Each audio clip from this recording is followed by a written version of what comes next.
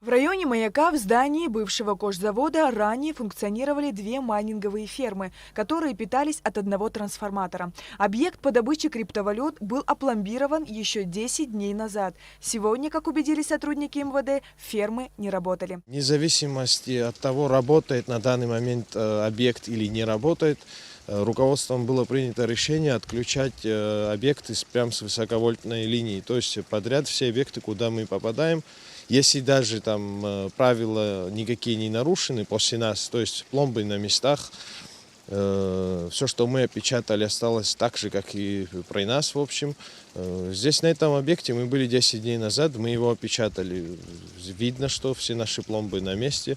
Но опять-таки, несмотря на это, мы вынуждены будем отключать их с высоковольтной линии. Трансформатор на данном объекте, у них свой отдельный, то есть к поселковому трансформатору они не подключены. Но мы обесточим трансформатор, это вынужденная мера. В одной и в другой ферме двери здания были закрыты. Через ограждение виднелись стеллажи с майнинговыми аппаратами. Однако никаких звуков, свидетельствующих об их подключении, не было слышно. На одном объекте было 60 майнингов, а на другом 150. На месте энергетики отключили трансформатор от высоковольтной линии электропередачи. Объект полностью обесточен. Тут даже дальнейшее его подключение не считается возможным простым физлицом. Почему? Потому что сюда подходит 10 тысяч вольт. Чтобы 10 тысяч вольт отключить, это нужно через подстанцию. Диспетчер на подстанции, он должен отключить, то есть официально ему должен позвонить электрик или главный инженер, чтобы дать ему разрешение отключить. То есть такового быть не может.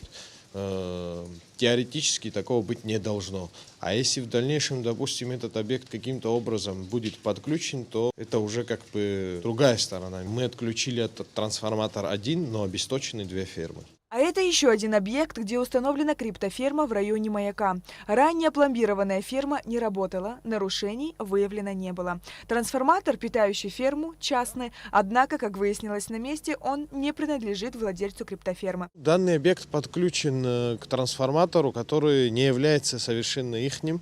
То есть они подсели на другой трансформатор и пользуются им, потребляют около 50 киловатт. Мы провели свою процедуру, выключили полностью сеть, которая подходила к данному объекту. Количественно здесь около 40 устройств. Далее поселок Дранда Гулрыбского района. В отдаленном местечке на Большой Поляне были видны постройки. Издалека сразу и не поймешь, что они были сооружены для майнинга криптовалюты. И здесь ферма не работала. Рубильник питания был опечатан ранее сотрудниками Черноморэнерго. Мы также установили свои пломбы. Количество здесь около 43 штук.